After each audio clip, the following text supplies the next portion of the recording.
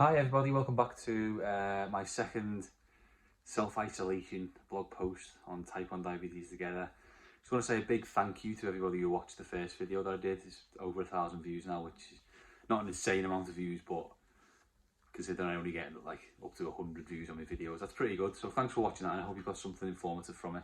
Do just remember that I am not a doctor or a medical professional.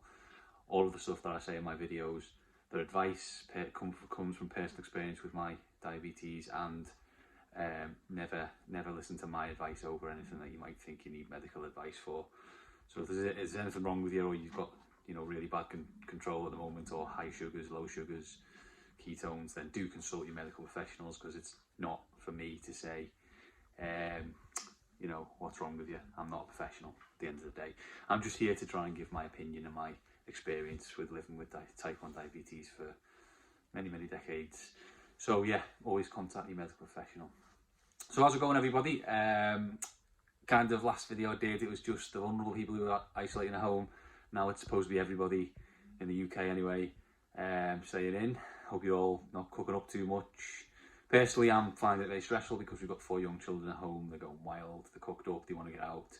Trying to work at home as well, I'm teaching online, which is 10 times as hard as being in a classroom. What I have found with me blood sugars actually is that because I'm sat at home all day on a computer, which I'm not normally, I'm stood up in a classroom walking around and I'm running up and down corridors and stuff like that. My blood sugars are running a bit higher than normal, which is something to look out for. I found that on the weekends actually. The basal program that I'm running on my pump is not enough, because when I'm at home at the weekend, and I'm not doing as much as I would be if I was in work running around and up and down the stairs and stuff like that. So my blood sugars are running a lot higher than normal, and I think I've been playing around with my basal program on the pump.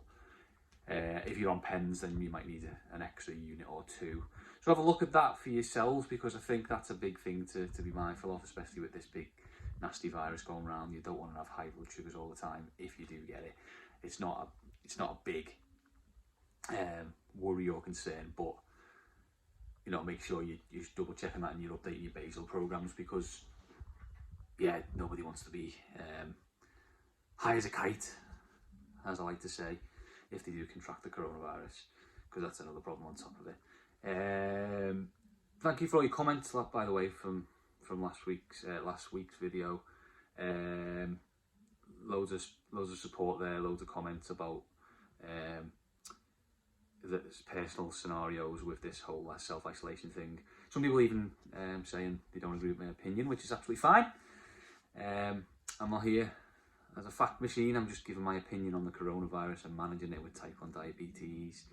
So yeah, it's absolutely fine if they disagree with me. I just like any comment. I love people comment on my videos. I always reply and give thumbs up and hopefully raise a discussion.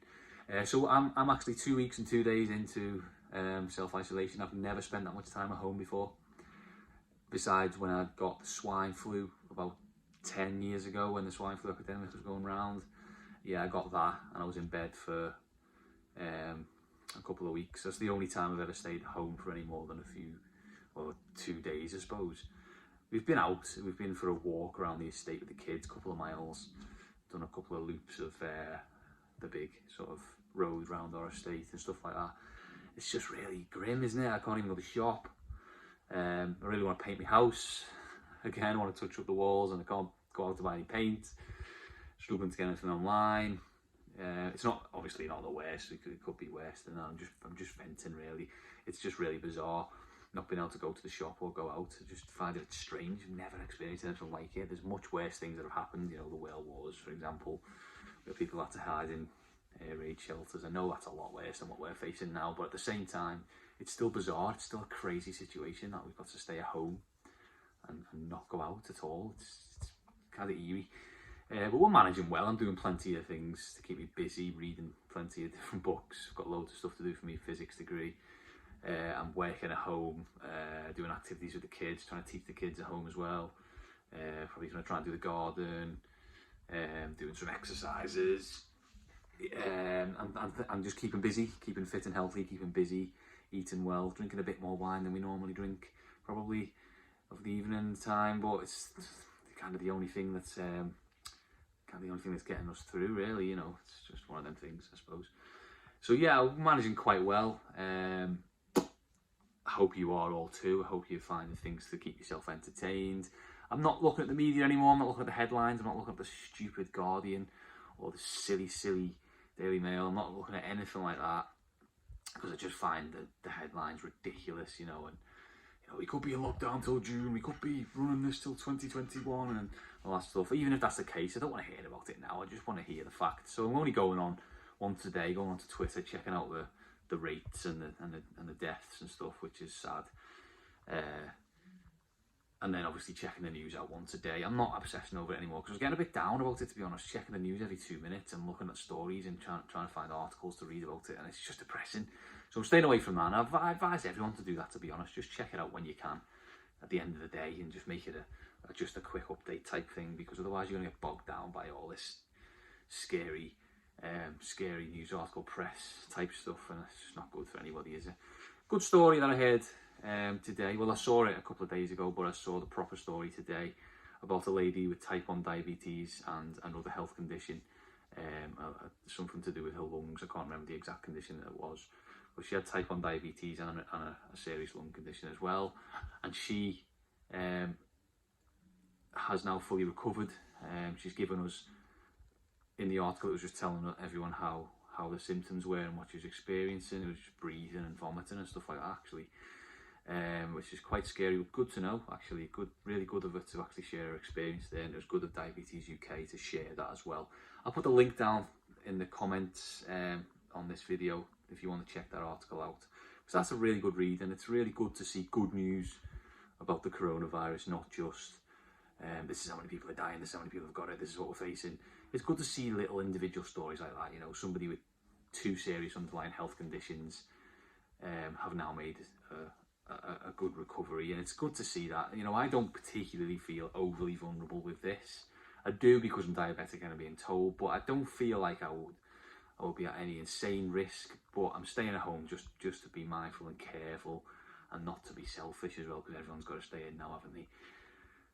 So it is good to hear that there are positive stories as well, but just be wary of stress on the impact on your blood sugars. If you're stressing out too much, if you're getting down at home, try and meditate or do something, or do some activities, do some exercises, and just relieve that stress, because stress can really have a negative impact on your blood sugars, and it can make you run high or even run low if that's what impact it has on your sugars. So just be mindful of your stress and try and do something to take that stress away. I think anyone would advise you that. And again, I'll reiterate that if you do run into any problems with your blood sugars, or you're getting ketones, or you're feeling unwell and it's making your blood sugars go high, always seek advice. They recommend contacting 111, but there's no problem with ringing your diabetes clinic as well and just double checking that with them, because that's what they're there for, isn't it? So don't just listen to me, always refer to your medical professionals as well. Hope you're all doing well. I will update again on how we're doing and how cooked up we are in another week or so. I've got a couple of videos coming out on the Freestyle Libre and using the software and stuff like that, so look out for them. I would ask you to check out my other videos as well. If you do watch this one, there's on my channel, please subscribe. I'm looking for more followers, of course I am. But there's also plenty of videos on there about diabetes and management of diabetes, coming from my experience. I've been diabetic for over 25 years. So there's some videos on the Freestyle Libre using the software. There's some videos on the Omnipod, the insulin pump that I'm on, which is this bad boy here. The Meow Meow, which is the device that sends my blood sugar to my watch, as you can see there. So there's some videos that you can check out. There's some, top tips managing diabetes at work and school and stuff like that, which might seem a little bit irrelevant at the moment, but you will be back to work or school at some point. So check out my channel, and there's loads of videos on there that might help you.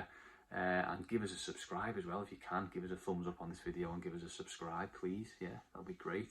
And go over to Twitter at T1D Together if you want to follow me on there and give me a shout. That'll be great. So thank you for watching, and I'll speak to you soon with another update on how we're doing in the self-isolation period we find ourselves in. Thank you, and stay safe.